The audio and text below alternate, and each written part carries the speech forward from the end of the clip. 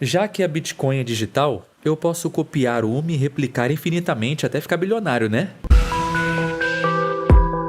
Este é o Visão Libertária, sua fonte descentralizada de informações.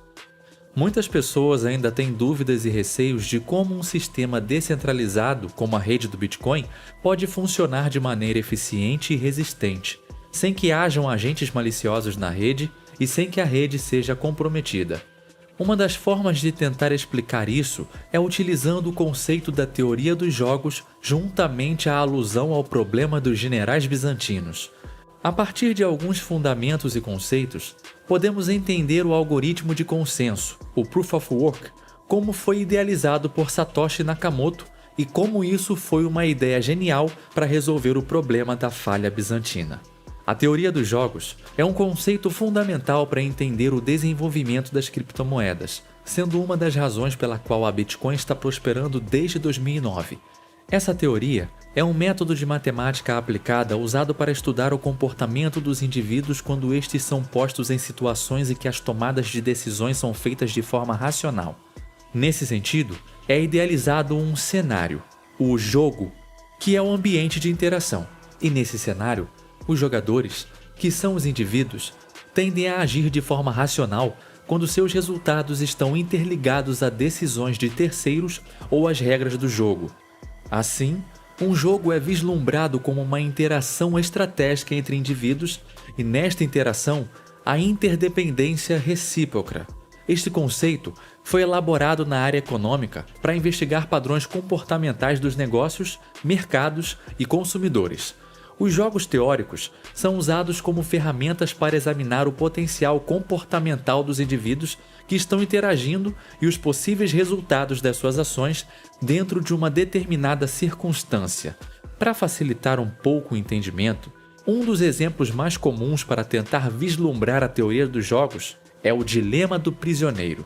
Por exemplo, o dilema do prisioneiro basicamente consiste em um cenário onde se tem dois prisioneiros que estão sendo interrogados depois de terem sido presos por cometer um crime. Nesse cenário, os prisioneiros estão sendo interrogados em salas diferentes e o promotor que os interroga tenta fazer com que um entregue o outro pelos crimes cometidos. É uma espécie de delação premiada. E nessa situação, se o prisioneiro A entregar o prisioneiro B, o A fica livre e o B fica preso por 3 anos. Só que, para isso, o B teria de ficar calado. Entretanto, há a possibilidade de um delatar o outro. Aí, nesse caso, os dois seriam presos por 2 anos. E há a última possibilidade, que é nenhum dos dois delatar o outro. Nesse caso, ambos vão presos, porém só ficam 1 ano, por falta de provas. Para tentar ajudar no entendimento, caso você tenha assistido ao filme Batman, o Cavaleiro das Trevas, vai se lembrar que o Coringa fez algo muito parecido com os cidadãos de Gotham no final do filme. Do ponto de vista individual, a melhor opção seria o A delatar o B e sair livre, enquanto que o B vai preso ou vice-versa. No entanto, não há como prever se o outro prisioneiro ficaria calado ou não. Logo, a melhor opção de verdade seria nenhum delatar o outro, pois assim, mesmo que eles fossem presos, só passariam 1 ano ao invés de 2. Esse dilema tem diversas variantes, mas com essa simples alusão, é possível entender como a teoria dos jogos investiga o comportamento humano e os possíveis resultados de acordo com a tomada de decisão dos indivíduos. A teoria dos jogos, quando aplicada às criptomoedas, possui uma importante função, pois é usada para desenvolver um sistema econômico seguro e confiável, como é o do Bitcoin. Essa teoria deu início ao conceito de criptoeconomia, que é basicamente a aplicação dos estudos de economia alinhados aos protocolos de blockchain e as consequências que esse protocolo pode apresentar. A criptoeconomia estuda o comportamento dos nodes, baseado nos incentivos que o protocolo oferece, assim, analisando as decisões mais prováveis dos nodes. Para quem não sabe, os nodes, ou os nós, têm muitas funções na blockchain, mas são principalmente os validadores de cada transação de Bitcoin. A combinação de teoria dos jogos com criptografia representa uma propriedade que chamamos de BFT, Byzantine Fault Tolerance, ou tolerância à falha bizantina. O esquema de falha bizantina faz parte do problema dos generais bizantinos, que é facilmente aplicado à blockchain e nos faz entender o algoritmo de consenso.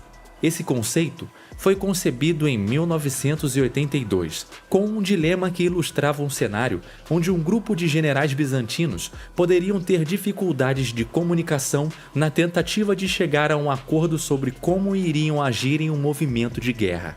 Nesse contexto, cada general tem seu próprio exército e cada um deles está em uma região diferente da cidade em que pretendem atacar. Os generais precisam se comunicar entre si a fim de chegarem a um acordo sobre se irão atacar ou não aquela região. Não importa qual a decisão que eles tomem, o que importa é que todos ajam em consenso para executar as táticas em conjunto e de maneira harmoniosa. Nesse contexto, diversas coisas podem ocorrer entre o processo de comunicação, mas no fim, quando todos conseguirem se comunicar e chegar a um consenso sobre como irão agir, pode ser que um ou outro general deseje agir de maneira maliciosa, mesmo tendo ido de acordo com o consenso anteriormente, o que levaria a um desastre na ação executada. Isso é o que chamamos de falha bizantina. Se formos aplicar esse conceito dos generais à blockchain, é como se cada node da rede fosse um general e cada node precisasse entrar em consenso com o outro sobre o estado atual do sistema. No entanto, em uma rede distribuída, é necessário que pelo menos 2/3 da rede estejam de acordo e sejam confiáveis, agindo de maneira honesta. Dessa forma, se a maioria for de acordo, isso evita uma falha generalizada, mesmo que uma pequena parte haja de maneira maliciosa. Portanto, como é citado acima, um sistema que possui a propriedade de BFT, ou seja, a propriedade de resistir à falha bizantina, é um sistema que tem a capacidade de continuar operando de maneira eficiente, mesmo que alguns nodes da rede desejem agir de maneira maliciosa. Existem diversas maneiras de construir um sistema BFT para que ele possa resistir à falha bizantina. Uma dessas maneiras é elaborar um mecanismo de consenso. Nesse caso, o algoritmo do Bitcoin é o Proof of Work. O Proof of Work é o algoritmo de consenso criado por Satoshi Nakamoto. É um mecanismo que garante que os usuários não gastem um dinheiro que eles não têm o direito de gastar, ou seja, não ajam com maliciosidade dentro da rede. Ele serve para evitar o gasto duplo ou double spending. Em um sistema de dinheiro digital, é possível que ocorra o gasto duplo, pois se trata de algo que está registrado em uma rede e, por isso, poderia ser um ativo simplesmente copiado e usado para realizar transações várias e várias vezes. Pensando como se fosse um arquivo que você baixa no seu computador, copia ele e manda para várias pessoas. O Proof of Work utiliza de teoria dos jogos e criptografia para funcionar como um algoritmo de consenso eficiente. Esse algoritmo, alinhado ao processo de mineração, juntamente com técnicas criptográficas, é o que faz a rede da blockchain ser tão segura. Criptomoedas que utilizam o algoritmo Proof of Work incentivam os nodes da rede a agirem de maneira honesta. Caso contrário, eles perdem todos os fundos que arrecadaram com o incentivo e são expulsos da rede.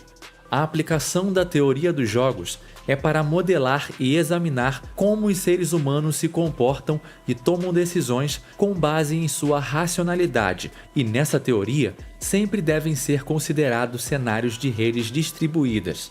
Graças ao equilíbrio entre teoria dos jogos e criptografia, o algoritmo de consenso Proof of Work foi capaz de tornar a blockchain do Bitcoin um sistema descentralizado resistente a ataques. Vale ressaltar que o nível de segurança de uma blockchain depende muito do seu protocolo, que é diretamente relacionado ao número de participantes da rede. Sendo assim, grandes redes distribuídas são mais confiáveis que outras redes menores.